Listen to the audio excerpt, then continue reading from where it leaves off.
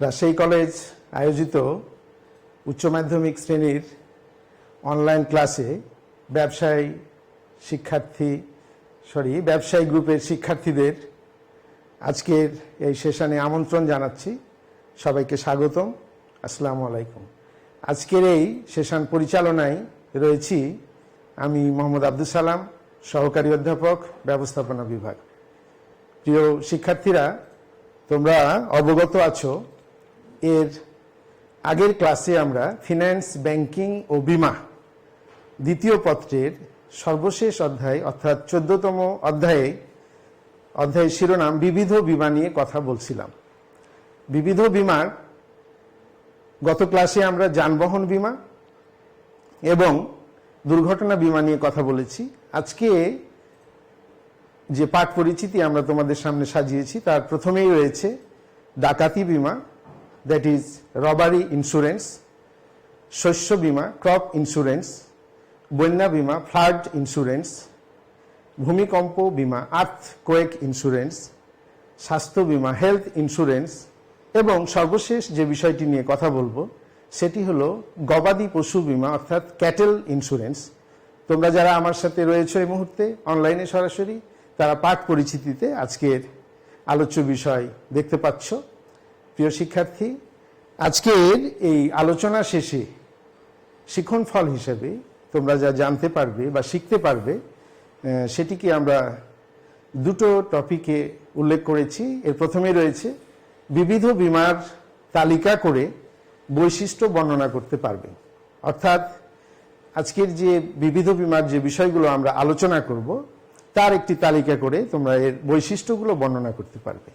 দ্বিতীয় যে শিক্ষণ ফলটি রয়েছে সেটি হলো বিবিধ বিমাসমূহের মধ্যে তোমরা কম্পেয়ার করতে পারবে, তুলনা করতে পারবে। তো প্রিয় শিক্ষার্থীরা, আমরা প্রথমেই আমাদের যে আলোচ্য বিষয় রয়েছে ডাকাতি বিমা সেখানে চলে আসি, যেটিকে আমরা ইংরেজিতে বলছি রবারি ইন্স্যুরেন্স। তোমরা জানো যে পৃথিবীতে ঘটনা আর দুর্ঘটনা এই দুটো বিষয় নিয়েই মানুষ তার জীবন অতিবাহিত করছে, মানুষ তার স্বাভাবিক কার্যক্রম চলমান রেখেছে। তো মানুষ রাস্তাঘাটে চলার সময় বিপদের সম্মুখীন হচ্ছে, বসত বাড়িতে বিপদের সম্মুখীন হচ্ছে, ব্যবসায়ী প্রতিষ্ঠানে বিপদের সম্মুখীন হচ্ছে, রাস্তাঘাটে বিপদের সম্মুখীন হচ্ছে। অর্থাৎ সারা দেশে বা সারা দুনিয়াতে ডাকাতি, ছিনতাই, রাহাজানি এই ঘটনাগুলো নিত্য নৈমিত্তিকভাবে ঘটছে। কাজেই সম্পদের যিনি মালিক তিনি সবসময় বিপদের সম্মুখীন হচ্ছেন এবং ক্ষতিগ্রস্ত হচ্ছেন।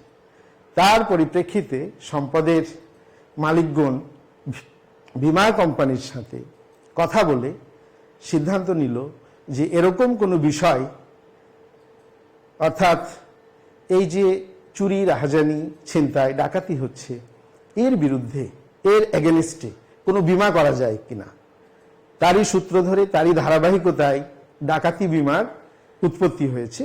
আমরা যদি একটু বইয়ের ভাষায় বলি তাহলে বলতে পারি যে ডাকাতির কারণে বা ছিনতাইয়ের কারণে ক্ষতিপূরণের লক্ষ্যে বীমা কোম্পানির সাথে প্রিমিয়ামের বিনিময়ে সম্পদের মালিকগণ অর্থাৎ বীমা গ্রহীতা যারা রয়েছেন তারা যে বীমাপত্র গ্রহণ করে থাকে তাকেই আমরা বলছি ডাকাতি বিমা, দ্যাট ইজ রবারি ইন্স্যুরেন্স। আমরা অন্যান্য বিমার মতো এখানেও দেখতে পাচ্ছি দুটো পক্ষ রয়েছে, একটি হলো বীমাকারী প্রতিষ্ঠান অর্থাৎ বীমা কোম্পানি, আর একটি হচ্ছে বীমা গ্রহীতা অর্থাৎ সম্পদের মালিক।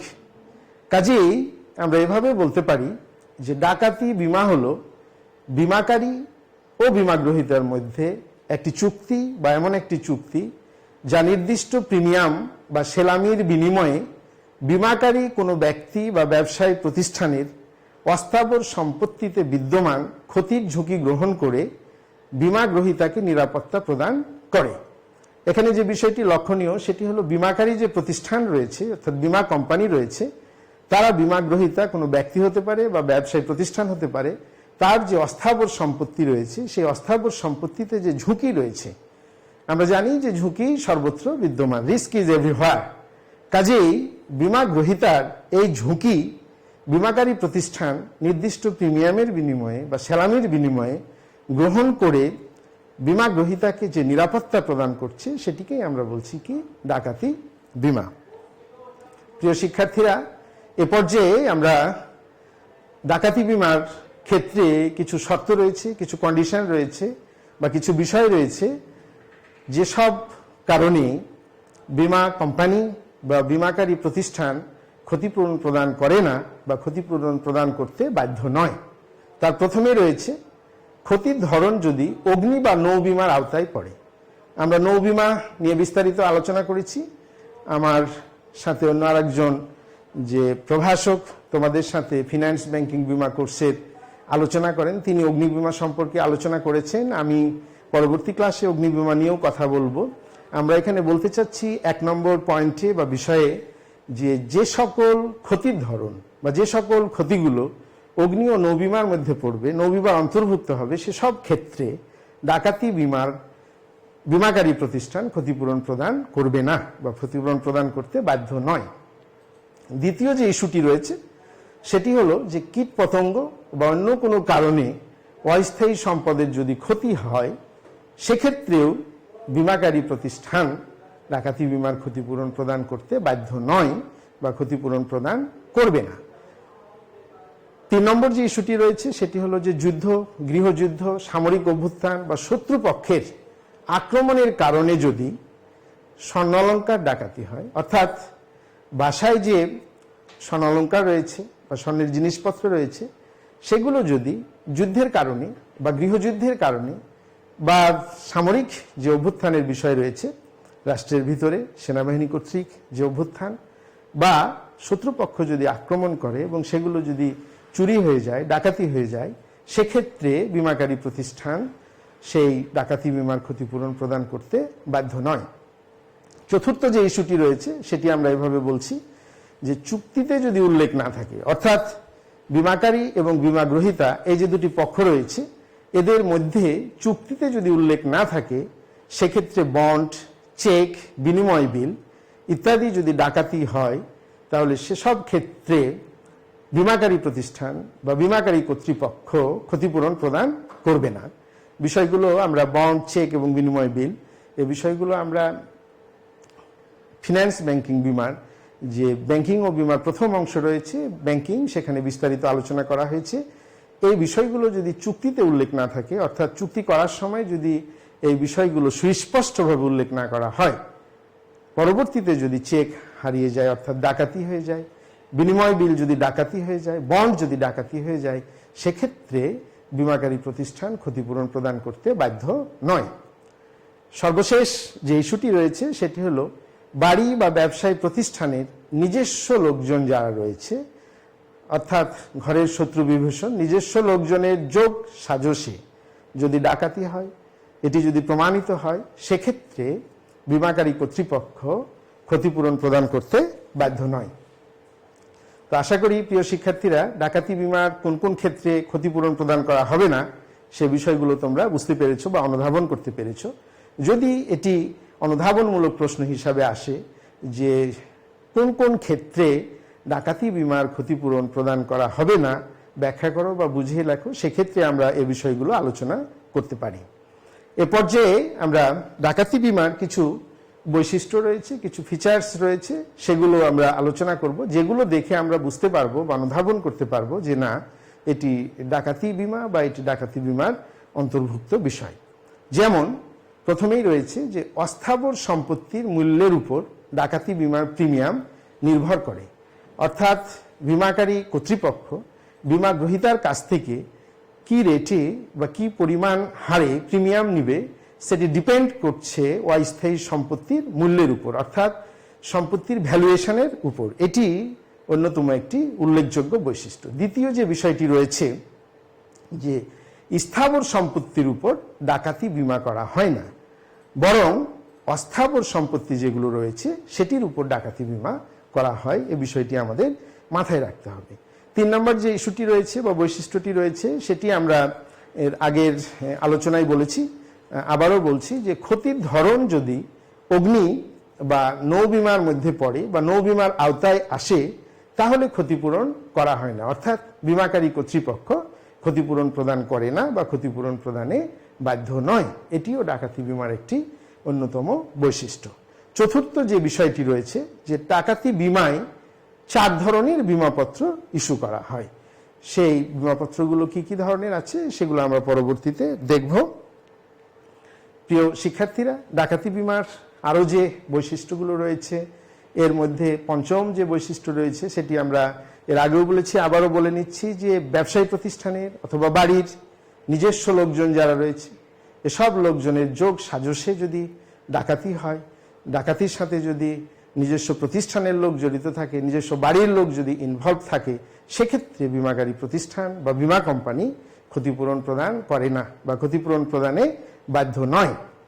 সর্বশেষ যে বৈশিষ্ট্যটি রয়েছে সেটি হলো যে ডাকাতি বিমার যে প্রিমিয়ামের হার এটি ডিপেন্ড করবে কিসের উপর? এটি ডিপেন্ড করে সাধারণত পণ্যের চাকচিক্য, সৌন্দর্য, পণ্যের পরিবহনযোগ্যতা, পণ্যের নিরাপত্তা ব্যবস্থা, এসব বিষয়গুলোর উপর প্রিমিয়ামের হার বা রেট অফ প্রিমিয়াম নির্ভর করবে, যে প্রিমিয়াম বেশি হবে না কম হবে। প্রিয় শিক্ষার্থীরা, এ পর্যায়ে আমরা দ্বিতীয় যে ইস্যুটি রয়েছে আজকে আলোচনা, ক্রপ ইন্স্যুরেন্স অর্থাৎ শস্য বীমা, এ নিয়ে কথা বলবো। আমরা জানি যে বাংলাদেশ কৃষি প্রধান দেশ, এদেশের শিল্প বলি বা দেশের অর্থনীতি বলি সবকিছুই কৃষির উপর নির্ভরশীল। কাজেই কৃষিতে যে সকল পণ্যদ্রব্য শস্য উৎপাদন হচ্ছে সেগুলো বিভিন্ন প্রাকৃতিক কারণে বা অপ্রাকৃতিক কারণে অনেক সময় ক্ষতির সম্মুখীন হচ্ছে বা দুর্ঘটনার সম্মুখীন হচ্ছে। কাজেই এ সকল সম্পদের যে মালিক মূলত কৃষক বা কৃষককুল রয়েছে, তারা তাদের শস্যের যখন ক্ষতি হচ্ছে, তাদের শস্য যখন দুর্ঘটনায় পতিত হচ্ছে, তখন এই যে ক্ষতি বা আর্থিক যে বিষয়টি জড়িত রয়েছে, সেই আর্থিকভাবে এসব ক্ষতিকে মোকাবিলা করার জন্য বিমাকারী প্রতিষ্ঠানের সাথে সেই কৃষক যে বিমা করে থাকে তাকে আমরা বলছি শস্য বিমা। বিষয়টিকে আমরা অন্যভাবে বলতে পারি যে খারাপ আবহাওয়া, বন্যা, খরা, অতিবৃষ্টি, শিলাবৃষ্টি, অনাবৃষ্টি, আবার বিভিন্ন রোগ ও পোকামাকড়ের উপদ্রব রয়েছে, এসব কারণে যদি বপনকৃত ও প্রাপ্ত যে শস্য রয়েছে এ সকল শস্যের যাবতীয় যে ক্ষয়ক্ষতি হয় এবং দুর্ঘটনার কারণে আর্থিকভাবে কৃষক যে ক্ষতির সম্মুখীন হয়, সেই ক্ষতিকে মোকাবেলার জন্য বিমাকারী প্রতিষ্ঠানের সাথে কৃষকের যে বিমা চুক্তি হয় সেটিকে আমরা বলছি শস্য বিমা। প্রিয় শিক্ষার্থীরা, আশা করি শস্য বিমা বিষয়টি কি বুঝতে পেরেছ। তো উন্নত দেশে, বিশেষ করে মার্কিন যুক্তরাষ্ট্রে অর্থাৎ আমেরিকায় এরূপ বিমার প্রচলন ও প্রসার উল্লেখযোগ্য। আমাদের দেশে শস্য বিমার প্রচার বা প্রসার বা ব্যাপকতা ততটা আমাদের চোখে পড়ে না। কাজেই উন্নত দেশগুলোতে কৃষক কুলকে বাঁচানোর জন্য এবং কৃষি উৎপাদনের যে ঝুঁকি রয়েছে সে নিরসন করে উৎপাদন বৃদ্ধি করার জন্য শস্য বিমার প্রচলন ঘটেছে বা শস্য বিমার প্রসার ঘটেছে। কাজেই প্রিয় শিক্ষার্থীরা, এই শস্য বিমারও কিছু বৈশিষ্ট্য রয়েছে বা কিছু ফিচার্স রয়েছে যার মাধ্যমে আমরা অনুধাবন করতে পারবো, বুঝতে পারবো যে এখানে শস্য বিমা সম্পর্কে বলা হচ্ছে। কাজেই প্রথমে যে বিষয়টি আলোচনার দাবি রাখে সেটি হলো যে আমাদের যে কৃষক সমাজ রয়েছে, কৃষককুল রয়েছে, তাদেরকে নিরাপত্তা দিতে হবে, তাদের সম্পদের নিরাপত্তা বিধান করতে হবে এবং তারা যেন বিপদের সম্মুখীন না হয়, বিপদে যাতে পতিত না হয়, সেজন্য কৃষককুলের নিরাপত্তা বিধান ও বিপদের ঝুঁকি গ্রহণ করে বিমাকারী প্রতিষ্ঠান শস্য বিমা করে থাকে। এটি হচ্ছে শস্য বিমার প্রধান বৈশিষ্ট্য। দ্বিতীয় যে বিষয়টি আমরা আলোচনা করতে পারি যে শস্য বিমা আসলে আলাদা কোনো বিষয় নয়, এটি কৃষি বিমার একটি শাখা বা এটি একটি কৃষি বিমার ব্রাঞ্চ। প্রিয় শিক্ষার্থীরা, তোমরা জেনে জানতে পারবে বা অবগত হতে পারবে যে 3টি ঝুঁকির উপর সাধারণত শস্য বিমা করা হয়। সেগুলো আমরা বিস্তারিত আলোচনা করব। আমরা আগেই বলেছি যে আসলে ঝুঁকি নিরসন করার জন্য বা যে কোনো সম্পদের নিরাপত্তা বিধানের জন্যই সম্পদের মালিক বা ওনার বিমাকারী প্রতিষ্ঠানের সাথে বিমা করে। তো এই ঝুঁকিগুলো কি কি? এর প্রথমেই রয়েছে নির্দিষ্ট ঝুঁকি, স্পেসিফিক রিস্ক, সেকেন্ড ওয়ান হচ্ছে কম্বাইন্ড রিস্ক অর্থাৎ সম্মিলিত ঝুঁকি, এবং তৃতীয় যে বিষয়টি রয়েছে সেটি হলো সকল ঝুঁকি। এই তিনটি ঝুঁকির উপর সাধারণত শস্য বীমা করা হয়ে থাকে। চতুর্থ যে বিষয়টি আলোচনার দাবি রাখে সেটি হলো যে কৃষি উৎপাদনে বিনিয়োগ বাড়াতে কৃষকদের উৎসাহিত করা কৃষি বীমার বৈশিষ্ট্য। কাজেই আমরা আগেই বলেছি যে কৃষি বীমার একটি শাখা হচ্ছে শস্য বীমা। কাজেই কৃষি উৎপাদনে বিনিয়োগ বাড়াতে কৃষকদের উৎসাহিত করার জন্য শস্য বীমা করা হয় বা এটি একটি শস্য বীমার বৈশিষ্ট্য। সর্বশেষ যে বিষয়টি রয়েছে শস্য বীমার বৈশিষ্ট্যের মধ্যে সেটি হলো আমাদের যে দেশে বিভিন্ন ধরনের ধান উৎপাদন হয় তার মধ্যে আমরা যেগুলো পরিচিত সেগুলোর মধ্যে হচ্ছে ইরি, বোরো, আউশ ও আমন ধান রয়েছে, এবং অন্য যে অর্থকরী ফসল রয়েছে সেগুলোর ভিতরে পাট, গম, ইক্ষু, আপেল ইত্যাদির উপর সাধারণত আমাদের দেশে শস্য বীমা চালু আছে। এই বিষয়গুলো শস্য বীমার বৈশিষ্ট্যের ভিতরে পড়ে, তোমাদের জানতে হবে, মনে রাখতে হবে। প্রিয় শিক্ষার্থীরা, এ পর্যায়ে আমরা শস্য বীমার কিছু গুরুত্ব রয়েছে, কিছু এর প্রয়োজনীয়তা রয়েছে, সেগুলো নিয়ে কথা বলবো। সেই গুরুত্বগুলো কি? শস্য বীমার কারণে আমাদের কৃষককুল অনেক সময় তাদের নিঃস্ব অবস্থা থেকে নিজেদেরকে রক্ষা করে। শস্য বীমা করা থাকলে অর্থাৎ সামান্য প্রিমিয়ামের বিনিময়ে বা পরিবর্তে বা সামান্য প্রিমিয়াম বীমাকারী প্রতিষ্ঠানকে দিয়ে কৃষকরা অনেক সময় তাদের যে শস্য উৎপাদনের অনিশ্চয়তা রয়েছে তার বিরুদ্ধে ন্যূনতম আশ্রয় পেয়ে থাকে। শস্য বীমা থাকলে অনেক সময় কৃষকরা বা কৃষকদের মধ্যে মিতব্যয়িতার জন্ম হয়। কাজেই শস্য বীমার গুরুত্ব অপরিসীম, এ কথা বলার অবকাশ রাখে না। আমরা পর্যায়ক্রমে কিছু শস্য বীমার গুরুত্ব দেখব বা আলোচনা করব। প্রথমেই যেটি রয়েছে যে প্রাকৃতিক বিপর্যয়ের দরুন যদি শস্যহানি হয়, তো বাংলাদেশে প্রাকৃতিক দুর্যোগ লেগেই আছে। আমরা আমাদের যে শস্য বীমা করে থাকি আমরা এখনো প্রকৃতির খামখেয়ালির উপর নির্ভরশীল। কাজেই এই শস্যহানি হলে শস্য বীমা যদি করা থাকে তাহলে কৃষককুল নিঃস্ব অবস্থা থেকে নিজেদেরকে রক্ষা করতে পারে বা রক্ষা পেতে পারে। কাজেই এটি শস্য বীমার একটি অন্যতম গুরুত্ব বা প্রয়োজনীয়তা। দ্বিতীয় যে বিষয়টি রয়েছে যে আমাদের কৃষকদের আর্থিক অবস্থা, আমরা জানি যে তারা আর্থিকভাবে দুর্বল বা সবল নয়। কাজেই কৃষকরা সামান্য পরিমাণ অর্থ প্রিমিয়াম হিসেবে বীমাকারী প্রতিষ্ঠানকে বা বীমা কোম্পানিকে প্রদান করে শস্য উৎপাদনের যে অনিশ্চয়তা রয়েছে এর বিরুদ্ধে ন্যূনতম আশ্রয় পেয়ে থাকে বা বীমাকারী প্রতিষ্ঠান কৃষকদেরকে একটা ন্যূনতম আশ্রয় দিয়ে থাকে, এ কথা বলতে পারি। কাজে এটিও একটি শস্য বীমার গুরুত্ব। তৃতীয় যে বিষয়টি আমরা আলোচনার আগেই বলে নিয়েছি যে শস্য বীমা যদি করা থাকে শস্য বীমার কারণে কৃষকদের ভিতরে একটা মিতব্যয়িতার জন্ম দেয়, অর্থাৎ অবস্থা বুঝে তারা তাদের খরচগুলো করে থাকে, বেহিসেবি খরচ তারা করে না। চতুর্থ যে বিষয়টি রয়েছে সেটি হলো যে শস্য বীমার কারণে কৃষকরা যে কৃষি ঋণ নিয়ে থাকে সেই ঋণের বোঝা তারা কমাতে পারে, হ্রাস করতে পারে, এবং কৃষককুল যে সরাসরি অন্যের উপর নির্ভরশীল হয়ে যায় সাহায্যের জন্য সেই নির্ভরশীলতা থেকে, সেই ডিপেন্ডেন্সি থেকে নিজেদেরকে রক্ষা করতে পারে। প্রিয় শিক্ষার্থীরা, এ পর্যায়ে শস্য বীমার আরও কিছু গুরুত্বপূর্ণ বিষয় রয়েছে। সেগুলো হলো যে শস্য বীমা কৃষকদেরকে সার্বিক বিপদের ঝুঁকি গ্রহণ করে, অর্থাৎ ওভারঅল যে রিস্ক রয়েছে সেটি শস্য বীমা করা থাকলে বীমাকারী প্রতিষ্ঠান গ্রহণ করে থাকে।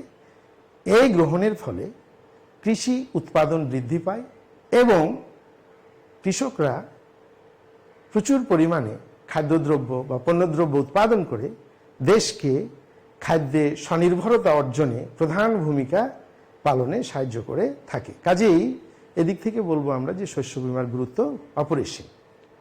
শস্য বীমার অন্যতম যে আরেকটি সুবিধা সেটিকে আমরা বলতে পারি যে শস্য বীমা করা থাকলে কৃষকরা খুব সহজেই আর্থিক প্রতিষ্ঠান থেকে, ব্যাংক থেকে বা ফিনান্সিয়াল সাপোর্টিং যেসব ইনস্টিটিউশন রয়েছে সেগুলো থেকে সহজে ঋণ পেতে পারে।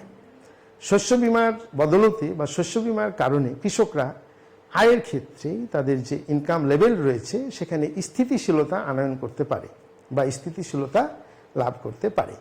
সর্বশেষ যে গুরুত্বের কথাটি আমরা বলবো সেটি হলো যে কৃষি নির্ভর যে শিল্প বাংলাদেশের, অর্থাৎ বাংলাদেশের শিল্পের উন্নয়ন যদি আমরা করতে চাই তাহলে এই কৃষি নির্ভর শিল্পের উন্নয়নের ক্ষেত্রে শস্য বিমার ভূমিকা তাৎপর্যপূর্ণ এবং এর গুরুত্ব অপরিসীম, এ কথা বলার অবকাশ রাখে না।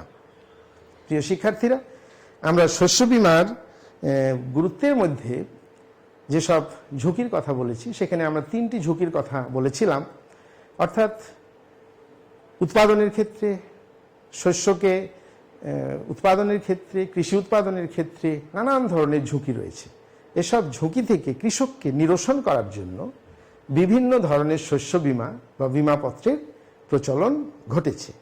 সেই ঝুঁকির ভিত্তিতে আমরা শস্য বিমাকে 3 ভাগে ভাগ করেছি, যেটি আমরা একটি ফ্লোচার্টের মাধ্যমে তোমাদের সামনে উপস্থাপন করেছি। আমরা প্রথমেই দেখাচ্ছি যে নির্দিষ্ট ঝুঁকির শস্য বিমা, crop insurance of specific risk, সম্মিলিত ঝুঁকির শস্য বিমা, crop insurance of combined risk এবং ফাইনালি সকল ঝুঁকির শস্য বিমা। বিষয়গুলো আমরা সংক্ষেপে আলোচনা করব। প্রথমে আমরা বলেছি যে স্পেসিফিক রিস্ক ক্রপ ইন্স্যুরেন্স, অর্থাৎ নির্দিষ্ট ঝুঁকির শস্য বিমা। প্রিয় শিক্ষার্থীরা, তোমরা জানো যে প্রাকৃতিক যে সকল ঝুঁকি রয়েছে, অনেক ধরনের ঝুঁকি রয়েছে। সেই ঝুঁকির মধ্যে যে কারণটি উল্লেখ করে বা প্রধানত যে ঝুঁকিকে উল্লেখ করে কৃষকরা বিমাকারী প্রতিষ্ঠানের সাথে তাদের যে শস্যহানি ঘটবে বা শস্যের ক্ষতি হবে, সেই একটি ঝুঁকি বা বিপদের হাত থেকে তাদের শস্যকে রক্ষা করার জন্য, তাদের পণ্যকে রক্ষা করার জন্য যে চুক্তি করে থাকে সেটিকেই আমরা বলছি নির্দিষ্ট ঝুঁকির শস্য বিমা।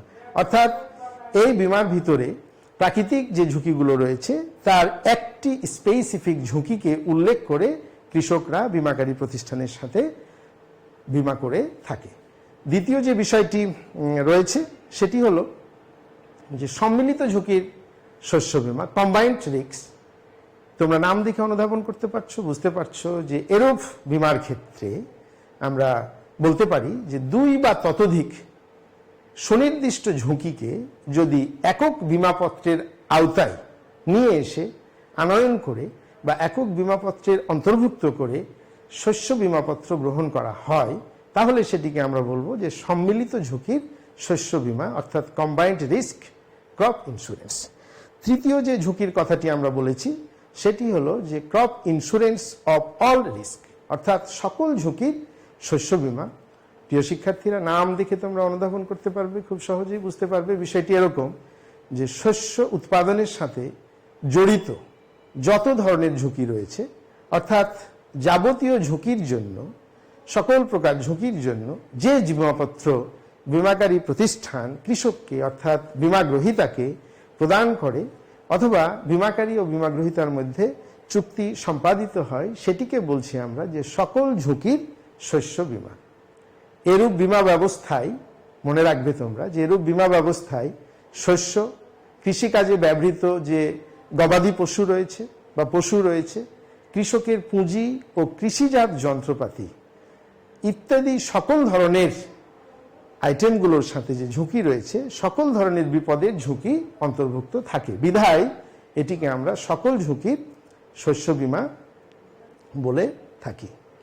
প্রিয় শিক্ষার্থীরা, এ পর্যায়ে আমরা যে বিষয়টি আলোচনা করব যে শস্য বিমার সাথে আসলে কি কি ধরনের ঝুঁকি রয়েছে, সেই ঝুঁকিগুলোর মধ্যে নানান ধরনের ঝুঁকি রয়েছে। তো আমরা তোমাদের আলোচনার সুবিধার্থে সেই ঝুঁকিগুলোকে আমরা 4 ভাগে ভাগ করেছি।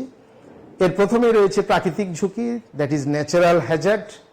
আমরা জানি যে বাংলাদেশের অর্থাৎ বাংলাদেশ কৃষি প্রধান দেশ, এদেশের শস্য উৎপাদন ও সংরক্ষণ যেটি বলি না কেন প্রাকৃতিক এবং অপ্রাকৃতিক নানা ঝুঁকির আওতায় পড়ে থাকে বা ঝুঁকির সম্মুখীন হয়। কাজেই আমরা বলতে পারি যে শস্য উৎপাদন ও সংরক্ষণে প্রাকৃতিক যে দুর্যোগ রয়েছে, শস্যের যে অসুখ রয়েছে বা রোগ রয়েছে, কীট পতঙ্গের যে আক্রমণ রয়েছে, এগুলো সবই হচ্ছে প্রাকৃতিক ঝুঁকি হিসেবে গণ্য হবে। এর মধ্যে প্রাকৃতিক দুর্যোগও পড়বে। প্রাকৃতিক দুর্যোগ বলতে আমরা সাধারণত আবহাওয়ার যে অনিশ্চয়তা সেটিকে বুঝিয়ে থাকি। সে আবহাওয়া অনিশ্চয়তার মধ্যে কি কি বিষয় আসতে পারে? এখানে অনাবৃষ্টি আসতে পারে, আবার অতিবৃষ্টি আসতে পারে, শিলাবৃষ্টি আসতে পারে, বন্যা আসতে পারে বা প্লাবন আসতে পারে, তুষারপাত হতে পারে, ঘূর্ণিঝড় হতে পারে, ইত্যাদিকেই আমরা বলছি আসলে যে আবহাওয়ার অনিশ্চয়তা। কাজেই এটিকে আমরা প্রাকৃতিক ঝুঁকিকে আমরা আবহাওয়াগত ঝুঁকিও বলতে পারি বা বলা যেতে পারে। দ্বিতীয় যে ঝুঁকিটি রয়েছে সোশ্যাল হ্যাজার্ড, অর্থাৎ সামাজিক ঝুঁকি। আমরা যে সমাজে বাস করি, অর্থাৎ সারা পৃথিবীতেই আমরা জানি যে চুরি, ডাকাতি, আত্মসাৎ, দাঙ্গা এই বিষয়গুলো লেগে রয়েছে, চলমান রয়েছে। কাজেই কৃষি উৎপাদন ও কৃষি পণ্য সংরক্ষণকালে যদি অগ্নিসংযোগের মতো ঘটনা ঘটে, চুরির মতো ঘটনা ঘটে, ডাকাতির মতো ঘটনা ঘটে, তাহলে কৃষি পণ্য বা সামগ্রীর ক্ষয়ক্ষতি হতে পারে বা কৃষি পণ্য বা সামগ্রী ক্ষতির সম্মুখীন হতে পারে। এ কথা আমরা নির্দ্বিধায় বলতে পারি। এই বিষয়গুলোকে আমরা বলছি যে এই যে অগ্নিসংযোগ, চুরি, ডাকাতি, আত্মসাৎ বা দাঙ্গা, এই বিষয়গুলোকে আমরা সামাজিক ঝুঁকির অন্তর্ভুক্ত করেছি বা এগুলোকে আমরা সামাজিক ঝুঁকি হিসেবে গণ্য করি। এখন কেউ যদি খোলা আকাশের নিচে কৃষিকাজ চালায় বা খোলা আকাশের নিচে কৃষিকাজ চলে, কাজেই সেদিক থেকে বলবো যে অন্যান্য সম্পত্তির তুলনায় কৃষি সম্পত্তি যেগুলো রয়েছে, সেই কৃষি সম্পত্তি অনেক বেশি সামাজিক ঝুঁকির সম্মুখীন হয়ে থাকে, কারণ এটি খোলা আকাশের নিচে আমরা কৃষিকাজ কর্ম চালিয়ে থাকি। তৃতীয় যে ঝুঁকিটির কথা বলা রয়েছে, এটি অত্যন্ত গুরুত্বপূর্ণ একটি বিষয়, ইকোনমিক হ্যাজার্ড, অর্থনৈতিক যে ঝুঁকি রয়েছে শস্য বীমার ক্ষেত্রে। আমরা জানি যে দ্রব্যমূল্যের উঠানামার ফলে সাধারণত যে ঝুঁকি দেখা দেয় সেটিকে আমরা বলছি অর্থনৈতিক ঝুঁকি। আবার আবহাওয়ার যে পরিস্থিতিজনিত কারণ বা আবহাওয়ার যে পরিবর্তনজনিত কারণ রয়েছে, সেই কারণেও বিভিন্ন মৌসুমে আমাদের কৃষি পণ্যের সরবরাহ কম বেশি হয়। বিভিন্ন মৌসুম বলতে গ্রীষ্মকাল, শীতকাল বা বর্ষাকালে কৃষি পণ্যের সরবরাহ কম বেশি হয়। এই কম বেশির কারণে কৃষি পণ্যের মূল্যের ক্ষেত্রে অনিশ্চয়তা বিরাজ করে বা সেই কৃষি পণ্যের দ্রব্যমূল্যের মূল্য ওঠানামা করে, ফলে অর্থনৈতিক ঝুঁকি দেখা দেয়। এটি স্বাভাবিক ব্যাপার। আবার পরিবহন ভাড়া যদি বৃদ্ধি হয় বা খরচ বেড়ে যায়, এসব কারণেও অর্থনৈতিক ঝুঁকির সৃষ্টি হয়ে থাকে। প্রিয় শিক্ষার্থীরা, শস্য বীমার সর্বশেষ যে ঝুঁকিটি নিয়ে আমরা কথা বলবো, সেই ঝুঁকির মধ্যে রয়েছে নৈতিক ঝুঁকি, মোরাল হ্যাজার্ড। এটি আজকের সমাজে, বর্তমান সমাজে এটি ব্যাপকভাবে পরিলক্ষিত হচ্ছে। আমাদের মানুষের মধ্যে সামাজিক অবক্ষয় ঘটেছে, নৈতিক অবক্ষয় ঘটেছে। অর্থাৎ প্রাকৃতিক দুর্যোগের ফলে যেমন কৃষি উৎপাদন বিনষ্ট হচ্ছে, পণ্যদ্রব্য বিনষ্ট হচ্ছে, তেমনি নৈতিক ঝুঁকির দ্বারাও শস্য ও কৃষিকাজ ব্যাহত হচ্ছে, কৃষি উৎপাদন বিনষ্ট হচ্ছে। এখানে আমরা নৈতিক ঝুঁকি বলতে মূলত কৃষক বা কৃষকের যে কর্মচারী রয়েছে, সেই কর্মচারীর নৈতিক সততার অভাবকে বোঝানো হয়েছে, ইচ্ছাকৃত যে অবহেলার বিষয়টি রয়েছে সেটিকে বোঝানো হয়েছে, অথবা কোনো ক্ষতি বা বিপদ এড়ানোর ব্যাপারে বিলম্বে যদি ব্যবস্থা গ্রহণ করা হয়, তাহলে সেগুলো নৈতিক ঝুঁকির মধ্যে পড়ে। অর্থাৎ এখানে নৈতিক ঝুঁকির মধ্যে আমরা যে ৩-৪টি বিষয়কে ইন্ডিকেট করেছি, তার মধ্যে রয়েছে কৃষক বা তার কর্মচারীর অসততা, ইচ্ছাকৃত অবহেলা, এবং ফাইনালি যেটি বলছি আমরা যে শস্য উৎপাদন বা কৃষি উৎপাদন যদি কোনো ক্ষতি বা বিপদের সম্মুখীন হয়, তাহলে সেই বিপদ বা ক্ষতিকে কিভাবে এড়ানো যেতে পারে তার যে ব্যবস্থা গ্রহণ, সেটি যদি বিলম্বে ব্যবস্থা গ্রহণ করা হয়, তাহলে সেটি নৈতিক ঝুঁকির মধ্যে পড়বে। তো প্রিয় শিক্ষার্থীরা, আশা করি শস্য বীমা সম্পর্কে আমরা যে বিষয়গুলো আলোচনা করলাম তা তোমরা বুঝতে পেরেছো, অনুধাবন করতে পেরেছো। এ পর্যায়ে আমরা যে বিষয়টি নিয়ে আলোচনা করব সেটি হলো ফ্লাড ইন্স্যুরেন্স। তোমরা জানো বাংলাদেশ নদীমাতৃক দেশ, এখানে অনেক নদ নদী রয়েছে, খালবিল রয়েছে। কাজেই বাংলাদেশে প্রতি বছর বন্যা হয় বা বন্যার কারণে সম্পদের ক্ষতি হয়, সম্পদ ঝুঁকির সম্মুখীন হয়। কাজেই সেই ধারাবাহিকতায় এদেশে বন্যা বিমার প্রচলন ঘটেছে। আমরা বিষয়টিকে যদি এভাবে বলি যে আকস্মিক বন্যার হাত থেকে সম্পদের যে ঝুঁকি রয়েছে সেটিকে আমরা স্থানান্তর করব, ট্রান্সফার করব কার কাছে? বিমাকারী প্রতিষ্ঠানের কাছে বা বিমা কোম্পানির কাছে। সেজন্য বিমা কোম্পানি বিমা গ্রহীতার কাছ থেকে কি প্রত্যাশা করবে? প্রিমিয়াম প্রত্যাশা করবে বা সালামি প্রত্যাশা করবে। কাজেই সম্পদের ঝুঁকি স্থানান্তরে প্রিমিয়াম প্রদানের মাধ্যমে বিমাকারী ও বিমা গ্রহীতার মধ্যে যে চুক্তি সম্পাদিত হয় তাকেই আমরা বলছি বন্যা বিমা।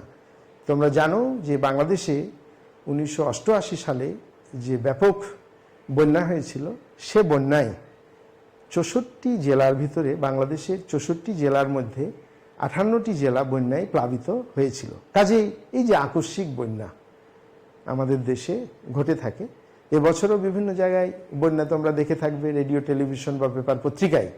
কাজেই বন্যার এগেনস্টে সেই সম্পদকে ঝুঁকি থেকে রক্ষার জন্য বিমাকারী ও বিমা গ্রহীতার মধ্যে যে চুক্তি সম্পাদিত হচ্ছে সেটিকেই আমরা বলছি আসলে বন্যা বিমা।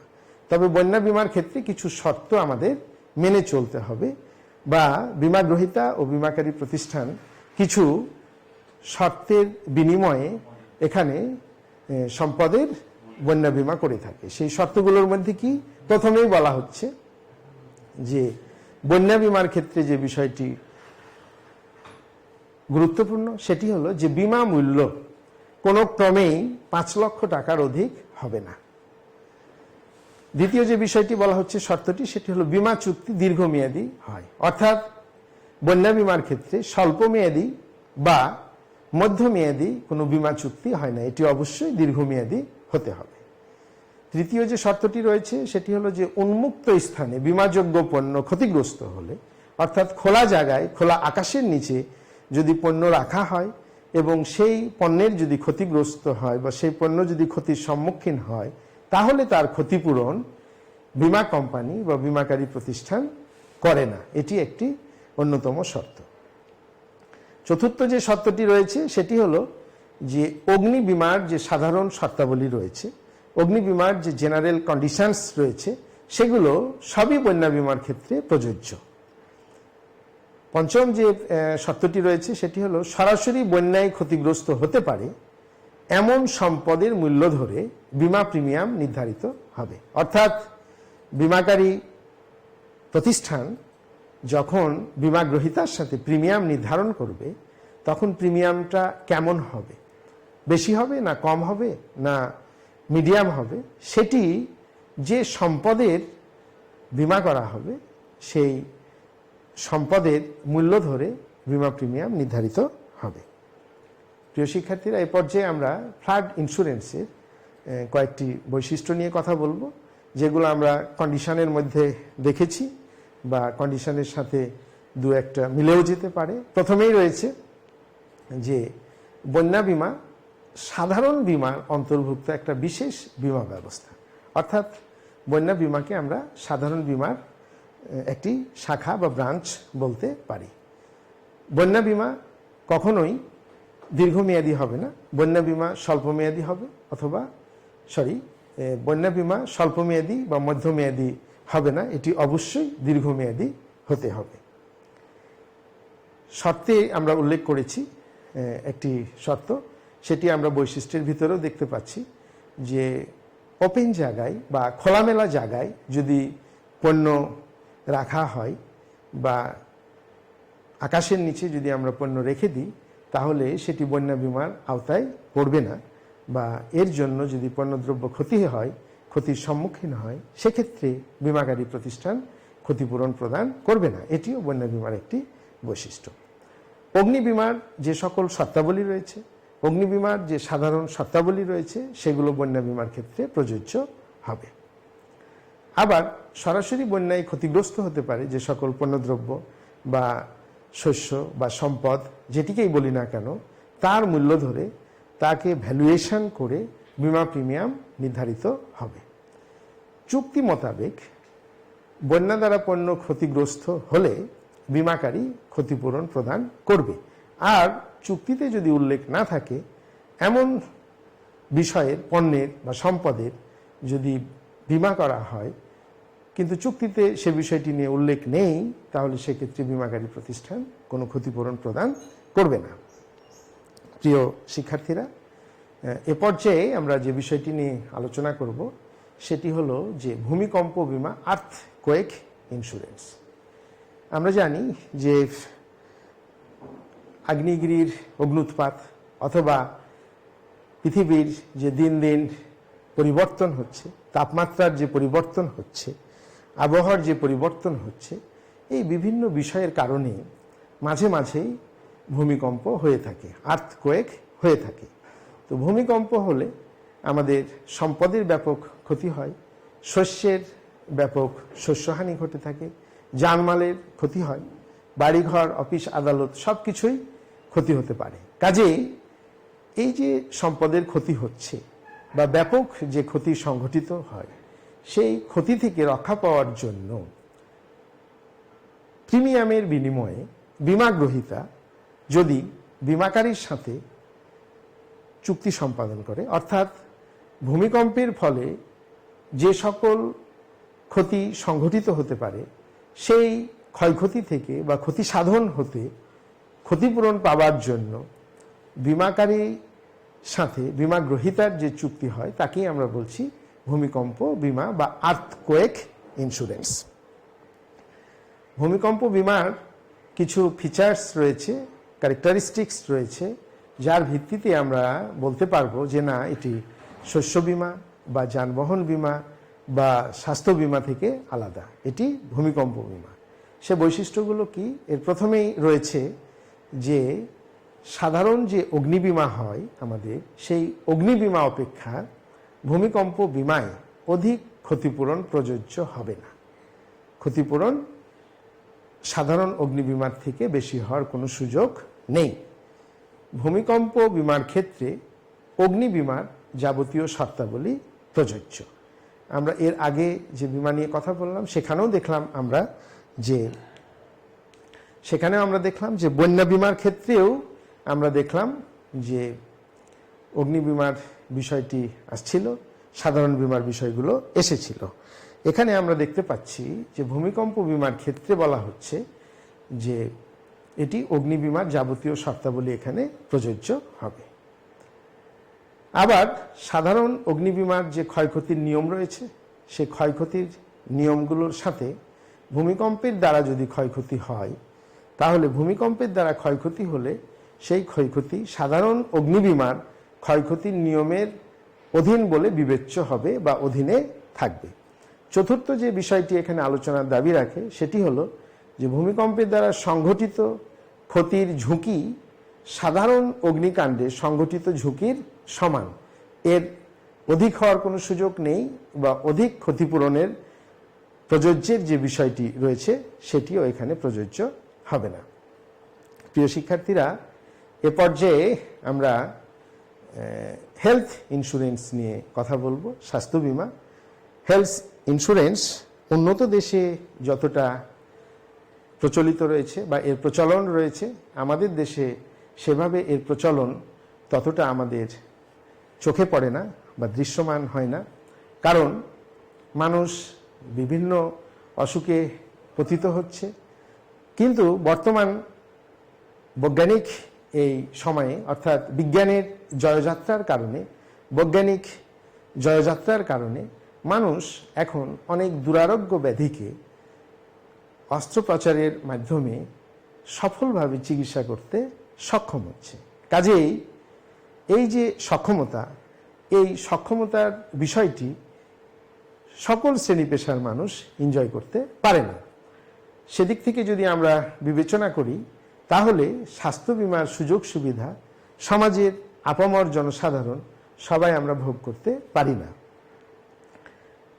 যারা আমরা স্বাস্থ্য বীমার সুযোগ সুবিধা গ্রহণ করছি তাদের জন্য আমরা বলতে পারি যে যে বিমার মাধ্যমে বীমা গ্রহীতার অসুখ বা স্বাস্থ্য খারাপ হলে বা সে রোগাক্রান্ত হলে, অর্থাৎ বীমা গ্রহীতা রোগাক্রান্ত হলে বীমা কোম্পানি অর্থাৎ বীমাকারী উপযুক্ত চিকিৎসার ব্যবস্থা করে এবং সুস্থ না হওয়া পর্যন্ত বীমা গ্রহীতার যাবতীয় ব্যয়ভার বহন করে, তাকে আমরা স্বাস্থ্য বীমা বলছি। এক্ষেত্রে যে বিষয়টি উল্লেখযোগ্য সেটি হলো যে বীমা গ্রহীতার যাবতীয় ব্যয়ভার বীমাকারী অর্থাৎ বীমা কোম্পানি বহন করে থাকে, উপযুক্ত চিকিৎসার ব্যবস্থা করে। এর বিনিময়ে বীমা কোম্পানি বা বীমাকারীকে প্রিমিয়াম প্রদান করতে হয়। অর্থাৎ অন্যান্য বীমার নাই, আমরা যে বীমাগুলো বললাম, অন্যান্য বীমা যতগুলো বলেছি আমরা, যানবাহন বীমা হতে পারে, দুর্ঘটনা বীমা হতে পারে, শস্য বীমা হতে পারে, ফ্লাড ইন্স্যুরেন্স হতে পারে, ওই সকল বীমার নাই এই স্বাস্থ্য বীমাতেও এই যে সুবিধাগুলো পাওয়া যাচ্ছে, অর্থাৎ অসুখ হলে চিকিৎসার ব্যবস্থা, স্বাস্থ্য খারাপ হলে চিকিৎসার ব্যবস্থা বা রোগাক্রান্ত হলে চিকিৎসার ব্যবস্থা, এসব সুবিধার জন্য নির্দিষ্ট প্রিমিয়াম অবশ্যই বীমাকারীকে পরিশোধ করতে হবে এবং এটি বীমা গ্রহীতা পরিশোধ করে থাকে। আর এই প্রিমিয়ামের অর্থ দ্বারা অর্থাৎ এই সেলামি দ্বারা বীমা কোম্পানি রোগীর জন্য অর্থাৎ বীমা গ্রহীতার জন্য ওষুধপত্র, ডাক্তার ও হাসপাতালে যে ব্যয়ভার হয়ে থাকে বা যে খরচ হয়ে থাকে সেগুলো বহন করে থাকে। তো স্বাস্থ্য বীমারও কিছু বৈশিষ্ট্য রয়েছে যেগুলো আলোচনার দাবি রাখে। এর প্রথমেই আমরা সংজ্ঞা থেকে যদি নেই, তাহলে প্রথম যে বৈশিষ্ট্যের কথা আমরা বলতে পারবো সেটি হচ্ছে রোগ ব্যাধি দ্বারা আক্রান্ত যে ঝুঁকি তৈরি হচ্ছে, সেই ঝুঁকিকে কমানোর জন্য, হ্রাস করার জন্য স্বাস্থ্য বীমা করা হয়ে থাকে। স্বাস্থ্য বীমা মানুষের জীবনের নিরাপত্তা বিধান করে, অর্থাৎ মানুষ যে স্বাস্থ্যগত কারণে স্বাস্থ্য খারাপ হলে বা রোগাক্রান্ত হলে বা অসুখ হলে যে সকল ঝুঁকির মধ্যে পড়ে, সেই ঝুঁকিকে রিডিউস করার জন্য আমরা হেলথ ইন্স্যুরেন্স করে থাকি বা মানুষের জীবনের নিরাপত্তা বিধান করে কে না তো স্বাস্থ্য বীমা। তৃতীয় যে বৈশিষ্ট্যটি রয়েছে সেটি হলো যে বীমাকারী বীমা গ্রহীতার অসুস্থতার সুচিকিৎসা করে মৃত্যু ঝুঁকি হ্রাস করতে পারে। মৃত্যুকে আমরা কেউ এড়াতে পারবো না, কারণ মানুষ যেহেতু মরণশীল, কাজেই তাকে চিকিৎসার মাধ্যমে আমরা তার মৃত্যু ঝুঁকিকে হ্রাস করতে পারি। কিন্তু মৃত্যু যদি থাকে তাহলে এটি নিশ্চিত ঘটবে, এটি নিশ্চিত বিষয়। কাজেই তাকে আমরা অসুস্থ যদি হয়, রোগাক্রান্ত হয়, তার চিকিৎসা প্রদান করে তাকে সুস্থ করা যেতে পারে, কিন্তু মৃত্যু থাকলে তো সেটি ঘটবেই। চতুর্থ যে বিষয়টি রয়েছে যে পৃথিবীতে সবচেয়ে কম প্রিমিয়াম দিয়ে এই বীমা প্রকল্প শুরু করা হয়। অন্যান্য বীমার ক্ষেত্রে প্রিমিয়ামের যে বিষয়টি নির্ধারিত হয়, স্বাস্থ্য বীমার ক্ষেত্রে আমরা বলতে পারি যে এখানে প্রিমিয়ামের হারটি একটু কম হয়ে থাকে। তো আমাদের একটি বিষয় জেনে রাখা ভালো, বাংলাদেশে আমাদের যে সাভারে গণস্বাস্থ্য কেন্দ্র রয়েছে, এই গণস্বাস্থ্য কেন্দ্র সর্বপ্রথম গ্রামাঞ্চলে স্বাস্থ্য বীমা প্রকল্প তারা শুরু করে থাকে। স্বাস্থ্য বীমার পঞ্চম যে বৈশিষ্ট্যটি রয়েছে সেটি হলো যে স্বাস্থ্য বীমা আসলে মানুষের স্বাস্থ্যের সুরক্ষা প্রদান করবে, তাদের মানুষের জীবনের যে নিরাপত্তা সেটি প্রদান করবে। কাজেই স্বাস্থ্য বীমা মানুষের স্বাস্থ্যের সুরক্ষায় এবং নিরাপত্তার জন্য একটি প্রতিশ্রুতিমূলক ব্যবস্থা। এ পর্যায়ে আমরা গবাদি পশু বীমা অর্থাৎ আজকের আলোচনার সর্বশেষ যে টপিক সেটি নিয়ে কথা বলবো, ক্যাটেল ইন্স্যুরেন্স। তোমরা জানো যে আমাদের বাংলাদেশে যারা কৃষক রয়েছে তারা কৃষিকাজে গবাদি পশু ব্যবহার করে থাকে, আবার অনেকেই বাণিজ্যিকভাবে গবাদি পশু পশুপালন করে তারা বিভিন্ন উৎসবে, ধর্মীয় উৎসবে বা বিভিন্ন অকেশনে বিক্রি করে থাকে। এটিকে অনেকে ব্যবসায়ী হিসাবেও নিয়ে থাকে। কাজেই এসব গবাদি পশু থেকে আমরা আমাদের দৈনন্দিন জীবনের যে প্রোটিন রয়েছে সে চাহিদাও মিটিয়ে থাকি, দুগ্ধজাত খাবারের যে বিষয়টি রয়েছে, ঘিয়ের যে বিষয়টি রয়েছে সেগুলো আমরা মিটিয়ে থাকি। কাজেই এসব গবাদি পশু যদি মৃত্যুর কোলে ঢলে পড়ে বা ক্ষয়ক্ষতির সম্মুখীন হয়, তাহলে গবাদি পশু পালনকারী বা খামারিরা ব্যাপকভাবে ক্ষতিগ্রস্ত হতে পারে। সেই বিষয়টিকে মাথায় নিয়ে গবাদি পশুর মৃত্যুজনিত ক্ষতির হাত থেকে পশু সম্পদের মালিকদেরকে বা বীমা গ্রহীতাকে আর্থিকভাবে রক্ষার জন্য যে বীমা ব্যবস্থার উদ্ভব ঘটেছে বা যে বীমা ব্যবস্থা চালু রয়েছে তাকে আমরা বলছি গবাদি পশু বীমা। কাজেই গবাদি পশু বীমাটি আমাদের বাংলাদেশের ক্ষেত্রে অত্যন্ত গুরুত্বপূর্ণ একটি ইস্যু। এটি বিস্তারিত আলোচনার দাবি রাখে। এই বীমার কিছু যে বৈশিষ্ট্য রয়েছে সেগুলোর মধ্যে প্রথমে রয়েছে যে গবাদি পশু আমাদের একটি মূল্যবান সম্পদ, ভ্যালুয়েবল অ্যাসেট। কাজেই এক্ষেত্রে সম্পত্তি বীমার যে নিয়ম রয়েছে, প্রপার্টি ইন্স্যুরেন্সের যে রুলস রেগুলেশন রয়েছে সেগুলো গবাদি পশুর বীমার ক্ষেত্রে প্রযোজ্য হবে। গবাদি পশু বীমার ক্ষেত্রে বীমার যে নীতিমালা রয়েছে, মূল যে নীতিগুলো রয়েছে, অর্থাৎ বীমাযোগ্য স্বার্থ, ইন্স্যুরেবল ইন্টারেস্ট, চূড়ান্ত সদ্বিশ্বাস, আটমোস্ট গুড ফেইথ, স্থলাভিষিক্ততার নীতি ইত্যাদি যে নীতিগুলো রয়েছে সেই সকল নীতি গবাদি পশু বীমার ক্ষেত্রে প্রযোজ্য হবে। প্রিয় শিক্ষার্থীরা, এ পর্যায়ে আমরা গবাদি পশু বীমার যে আরও কিছু বৈশিষ্ট্য রয়েছে সে বিষয়গুলো নিয়ে কথা বলবো, আলোচনা করব। এখানে আমরা যে নীতিগুলো কথা বললাম তার মধ্যে একটি ক্ষতিপূরণের নীতি রয়েছে। এক্ষেত্রে বা গবাদি পশু বীমার ক্ষেত্রে ক্ষতিপূরণের নীতি অনুযায়ী ক্ষতির পরিমাণ নির্ণয় করা হয় বা নির্ধারিত হয়ে থাকে।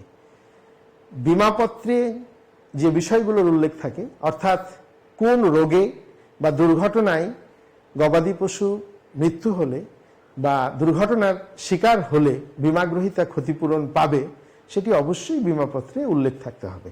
যদি বীমাপত্রে উল্লেখ না থাকে আর সেই কারণে যদি বা রোগে যদি গবাদি পশুর মৃত্যু হয় তাহলে বীমাগ্রহীতা ক্ষতিপূরণ পাবে না বা ক্ষতিপূরণ দাবি করতে পারে না। পঞ্চম যে বিষয়টি রয়েছে, সাধারণত 1 বছর বা তার চেয়ে কম সময়ের জন্য এরূপ বীমাপত্র খোলা হয় এবং এ বীমাগুলো নবায়ন করার সুযোগ নেই, আবার নতুন করে খুলতে হবে গবাদি পশু বীমার ক্ষেত্রে। প্রিয় শিক্ষার্থীরা, আমরা গবাদি পশু বীমার কিছু গুরুত্ব প্রচার আকারে তোমাদের সামনে উপস্থাপন করেছি। এর প্রথমেই যেটি আমরা জানি যে গবাদি পশু বীমার গুরুত্ব অপরিসীম। কারণ গবাদি পশু থেকে আমরা আগেই বলেছি যে প্রোটিনজাত যে বিষয়গুলো রয়েছে, তারপরে আমাদের আমিষের যে বিষয়গুলো রয়েছে সেগুলো আমরা গবাদি পশু থেকে পেয়ে থাকি। আবার এই গবাদি পশু বিক্রির মাধ্যমে অনেক খামারি বা অনেক ব্যবসায়ী তাদের সংসারকে চালু রেখেছে। কাজেই এই গবাদি পশু অর্থনৈতিক উন্নয়নে, অর্থাৎ দেশের অর্থনৈতিক উন্নয়নে, প্রোটিনের চাহিদা পূরণে, বেকার যে যুবক সম্প্রদায় রয়েছে তাদের কর্মসংস্থানে এবং গবাদি পশুজাত যে শিল্প রয়েছে সেই শিল্পের প্রসারে গুরুত্বপূর্ণ ভূমিকা পালন করে থাকে। প্রথমেই যে বিষয়টি রয়েছে সেটি হলো মৃত্যুজনিত ক্ষতিপূরণ। অর্থাৎ গবাদি পশু বীমার যদি করা থাকে তাহলে কোনো কারণে যদি গবাদি পশু মৃত্যুর সম্মুখীন হয় বা মৃত্যুতে পতিত হয়, সেক্ষেত্রে গবাদি পশুর মালিক বা খামারি বীমাকারী কোম্পানির কাছ থেকে ক্ষতিপূরণ পাবে। কাজেই গবাদি পশু বীমার গুরুত্ব সেদিক থেকে অপরিসীম। দ্বিতীয় যে বিষয়টি রয়েছে অসুস্থতাজনিত ক্ষতিপূরণ। কোনো রোগে বা কোনো কারণে যদি গবাদি পশু অসুস্থ হয়ে যায় এবং সেই অসুখের উল্লেখ যদি বীমাপত্রে থাকে তাহলে খামারি বা গবাদি পশুর মালিক বীমাকারী প্রতিষ্ঠানের কাছ থেকে ক্ষতিপূরণ দাবি করতে পারে বা ক্ষতিপূরণ পেয়ে থাকে। তৃতীয় যে বিষয়টি রয়েছে সেটি হলো দুর্ঘটনাজনিত ক্ষতিপূরণ। আমরা জানি যে প্রাকৃতিক এবং অপ্রাকৃতিক বিভিন্ন কারণে গবাদি পশু দুর্ঘটনায় পড়তে পারে বা জখম হয়ে যেতে পারে। তো সেই যদি গবাদি পশুর বীমা করা থাকে তাহলে খামারি বা গবাদি পশুর মালিক বীমাকারী প্রতিষ্ঠানের কাছ থেকে ক্ষতিপূরণ পেতে পারে বা পেয়ে থাকে। গবাদি পশুজাত শিল্পের যে প্রসার, গবাদি পশুর সাথে অনেক খামারি জড়িত রয়েছে, অনেক কৃষক জড়িত রয়েছে। গবাদি পশুর মাধ্যমে চামড়া শিল্প প্রসার ঘটে থাকে এবং দুগ্ধজাত যে শিল্প রয়েছে সেগুলোর প্রসার ঘটে থাকে। কাজেই গবাদি পশুজাত শিল্পের প্রসারে গবাদি পশু বীমা গুরুত্বপূর্ণ ভূমিকা পালন করে থাকে। কর্মসংস্থানের বিষয়টি আমরা আগেই আলোচনা করেছি যে এর মাধ্যমে গবাদি পশুর যারা পালন করছে তারা গবাদি পশু বীমা যদি থাকে তাহলে বীমাকারী প্রতিষ্ঠানের কাছ থেকে যেহেতু ক্ষতিপূরণ পেয়ে থাকে, সেদিক থেকে তারা গবাদি পশু পালনে আরো উৎসাহী হয় এবং এটিকে তারা অনেকে পেশা হিসাবে গ্রহণ করে। কাজেই সেদিক থেকে আমরা বলবো যে এই গবাদি পশু বীমার কারণে অনেক সমাজের অনেক লোক বা দেশের অনেক লোক এটিকে কর্মসংস্থান হিসাবে গ্রহণ করছে। কাজেই এটিও একটি গবাদি পশু বীমার গুরুত্ব।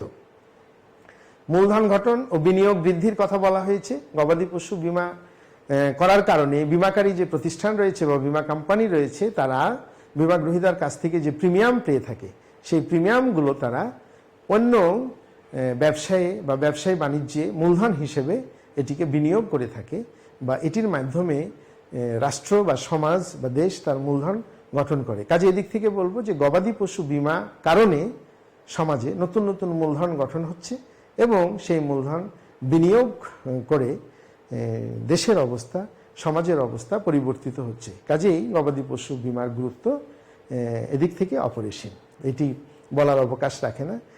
প্রোটিনের চাহিদা পূরণের বিষয়টি আমরা এর আগেই বলেছি। সর্বশেষ যে ইস্যুটি সেটি হচ্ছে অর্থনৈতিক উন্নয়ন।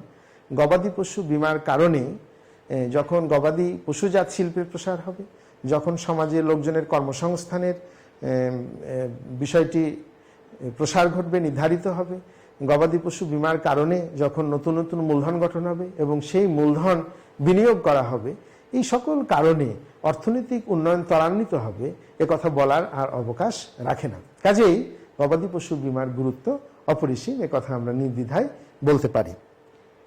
আজকে আলোচনার আমরা একেবারে শেষের দিকে চলে এসেছি। প্রিয় শিক্ষার্থীরা, সর্বশেষ যে বিষয়টি নিয়ে আলোচনা করব যে গবাদি পশু বীমার দাবি পূরণ এর প্রসঙ্গটি যদি উত্থাপিত হয়, অর্থাৎ বীমা গ্রহীতা যে গবাদি পশুর বীমা করেছে সেই বীমার দাবি যখন আদায়ের জন্য বীমাকারী প্রতিষ্ঠানের কাছে বা বীমা কোম্পানির কাছে তার নির্দিষ্ট কাগজপত্র পেশ করবে, তখন তাকে কতগুলো বিষয় সুনির্দিষ্টভাবে পালন করতে হবে, না হলে কিন্তু বীমা দাবি পাবে না বা payment of clans of cattle insurance এটি আদায়যোগ্য হবে না।